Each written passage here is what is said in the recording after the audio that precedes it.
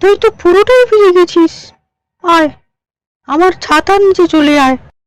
চিরু চিরু, ধন্যবাদ ছোট বন্ধু, ধন্যবাদ ছোট বন্ধু।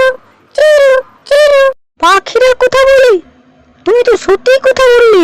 চিরু চিরু, সবাই শুনতে পায় না, কিন্তু যে মন দিয়ে শোনে সে আমাদের কণ্ঠ ঠিকই শুনতে পায়, যেমন তুমি শুনতে পাচ্ছ। চিরু চিরু। তিতাস তাকে তার নিজের কাঁধে নিয়ে নিল। তার কিছুক্ষণ পরেই বৃষ্টিও থেমে গেল।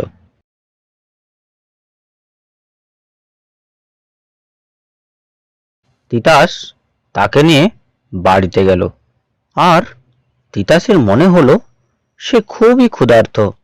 তাই তাকে সে একটা বিস্কুট খেতে দিল। বিস্কুট দেখে পাখিটা বলল, চিরু চিরু, কত খাবার, কত খাবার। চিরু চিরু। সে খুব আনন্দ করে খাচ্ছে।